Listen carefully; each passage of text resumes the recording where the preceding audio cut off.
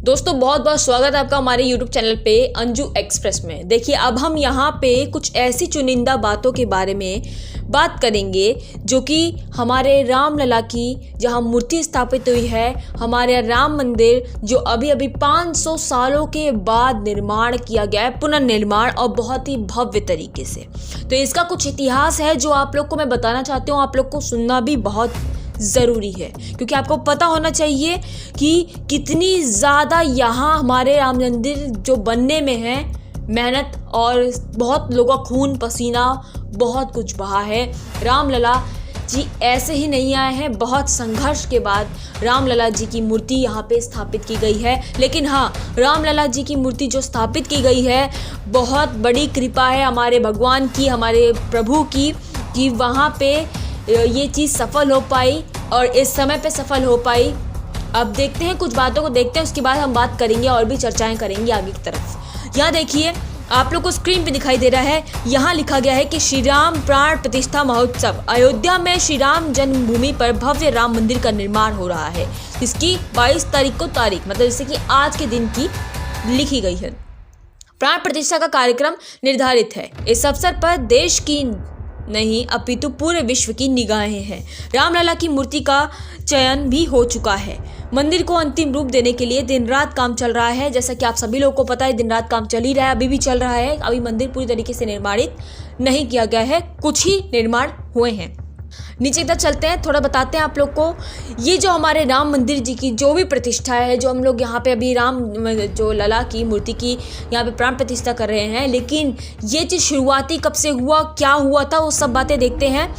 साल 1528 में बाबरी मस्जिद का निर्माण किया गया था, जिसमें कि आप सभी लोग को ये बात पता है कि हमारे रामलला की जो मंदिर था, रामलला जी का पुराना मंदिर, उसको तोड़ के उसकी ईंटों से बाबरी मस्जिद का निर्माण कराया गया था और ये मुगलों के शासन में हुआ था।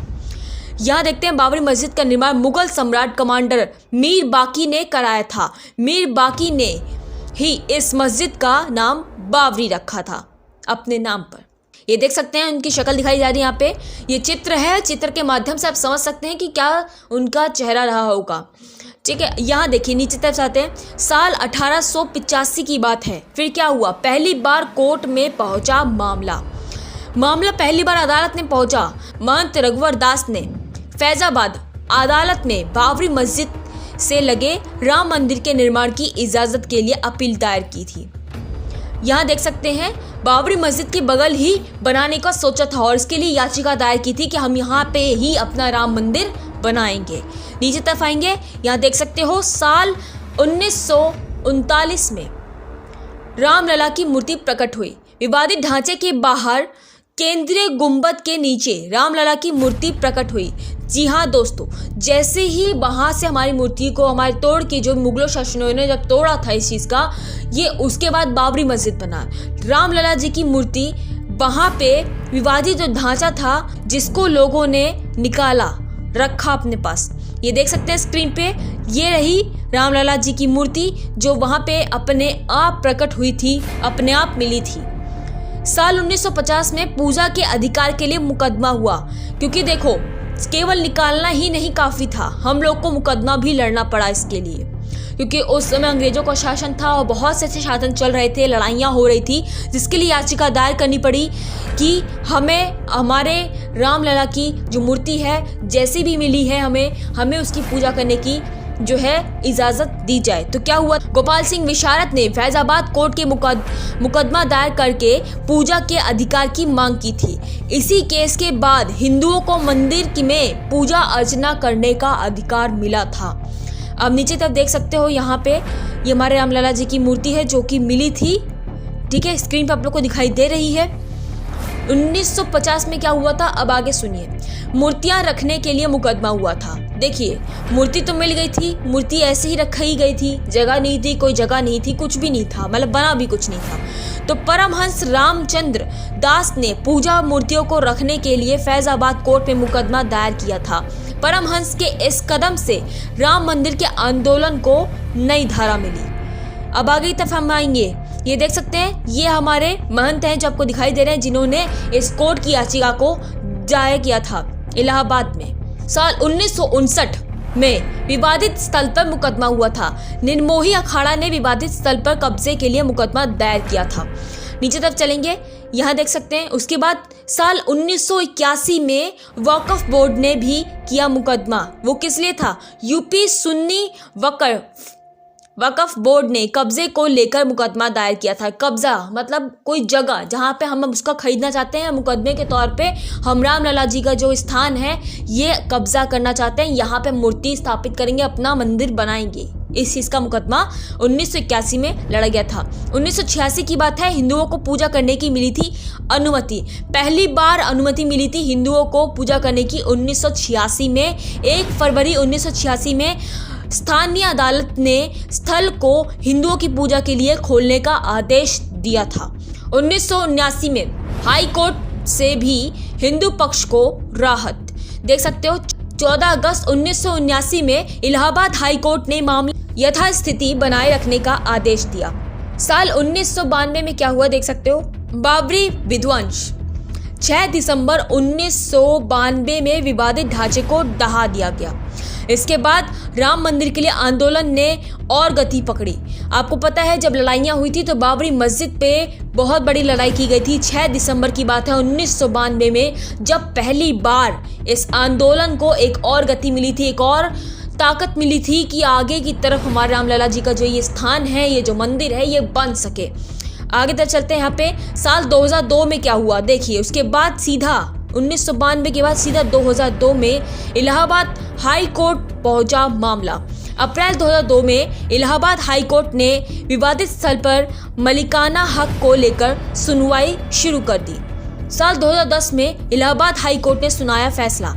30 सितंबर 2010 हाई कोर्ट ने विवादित स्थल को 3 बराबर हिस्सों में सुन्नी वक्फ बोर्ड, निर्मोही अखाड़ा और रामलला को में बंटने का फैसला सुनाया। देख सकते हैं स्क्रीन की तरफ, यहाँ सब बातें लिखी गई हैं। साल 2011 में क्या हुआ, हाई कोर्ट के फैसले पर सुप्रीम रोक। देख सकते हो 9 मई 2011 में सुप्रीम कोर्ट ने इलाहाबाद हाई कोर्ट के 3 बराबर हिस्सों में बांटने के फैसले पर रोक लगा दी। अब आगे तक देखिए क्या हुआ था। उसके बाद साल 2018 में सुप्रीम कोर्ट में सुनवाई शुरू फिर से की गई। 8 फरवरी 2018 में सुप्रीम कोर्ट ने सिविल अपीलों पर सुनवाई की। इसके बाद साल 2019 में संवैधानिक पीठ का गठन। सुप्रीम कोर्ट ने चीफ जस्टिस रंजन गोगोई की अध्यक्षता में 5 सदस्यीय संविधान पीठ का गठन किया। इसके बाद साल 2019 में रोजाना सुनवाई के बाद फैसला सुरक्षित। इसके बाद सुरक्षित रूप से फैसला आने लग गया हमारे हाथों में। नरेंद्र मोदी जी आप जानते हैं तब से ही, उससे पहले से हमारे जो है 2011 से हमारे साथ हमारे जो है हमारे देश को चला रहे हैं। उसके बाद ही से हमारे मुकदमे पे थोड़ा हमारी जीत होने शुरू हो गई और हमारे रामलला की मूर्ति अब आप देख सकते हैं बन के यहाँ पे स्थापित भी करा दी जा चुकी है। नीचे तरफ देखिए यहाँ पे लिखा गया है 6 अगस्त 2019 में सुप्रीम कोर्ट में अयोध्या मामले को लेकर प्रतिदिन सुनवाई होने लगी और 16 अगस्त 2019 को सुनवाई पूरी होने के बाद फैसला सुरक्षित रखा गया। साल 2019 में राम मंदिर पर ऐतिहासिक फैसला हुआ था। 2019 में क्या आया था फैसला? 9 नवंबर 2019 में सुप्रीम कोर्ट के 5 जजों की बेंच ने श्री राम जन्मभूमि के पक्ष में फैसला सुनाया। 2.87 एकड़ विवादित भूमि हिंदू पक्ष को मिली और मस्जिद के लिए अलग से 5 एकड़ जमीन मुस्लिम पक्ष को मुहैया कराने का आदेश दिया गया। नीचे तरफ चलेंगे, मंदिर के बारे में थोड़ी बातें और विस्तार से हम जानते हैं। मंदिर का जो प्रांगण है वो टोटल हमारा 107 एकड़ का है। मुख्य मंदिर का जो एरिया है वो 2.87 है। मंदिर का जो ऊंचाई है वो 161 फीट की ऊंचाई है। मंदिर की जो चौड़ाई है वो 235 फीट की है। ये देख सकते हैं सारी डिटेल यहाँ पे स्क्रीन पे आपके शो हो रही है। इसे आप पढ़ भी सकते हैं, ध्यान से समझ भी सकते हैं। 3 फ्लोर का हमारा रामलला का जो मंदिर है वो यहाँ पे बन के तैयार हुआ है। फर्स्ट फ्लोर 132 खंबे हैं और एक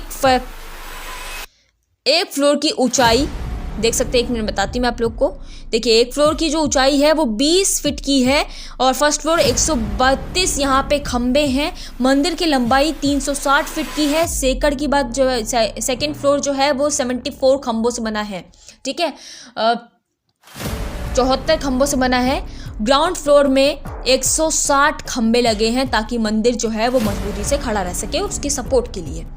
आगे तक चलते हैं, यहाँ पे थोड़ी और बातों को समझते हैं। 1 अक्टूबर 2021 में नींव का काम शुरू हुआ था। सेकंड पॉइंट आपको बता रहा है कि 2022 में पत्थर लगाने का काम शुरू हुआ। 2023 में ग्राउंड फ्लोर का काम हुआ पूरा और 2024 में जनवरी में रामलला की प्राण प्रतिष्ठा हमारे सामने गर्भगृह में हमारे जो ये रामलला जी हैं यहाँ पे इसी जगह पे सेम देख सकते हो। ये वही जगह है जहाँ पे हमारे रामलला जी की मूर्ति को स्थापित किया गया है। ये वही मंदिर है जब बन रहा था। ये तब की तस्वीरें हैं। अब हमारे रामलला की जो तस्वीर है आप देख सकते हैं स्क्रीन पे दिखाई भी दे रही है। यहाँ पे हमारे रामलला जी की मूर्ति स्थापित की गई है। तो मैं आप लोगों से ये दरख्वास्त करना चाहती हूँ कि आप लोगों को अगर इस तरीके की कुछ और विचित्र बातें जाननी है जो हमारे राम मंदिर से रिलेटेड है, राम मंदिर में पुरानी बातें जिनके बारे में आपको जिक्र भी नहीं सुनने को मिला है, अच्छी या कोई विपक्षी दल सी बातें, जो भी आप जानना चाहते हैं कमेंट बॉक्स में कमेंट करके बताएं। क्या मैं ऐसी आपके लिए वीडियो और बनाऊं?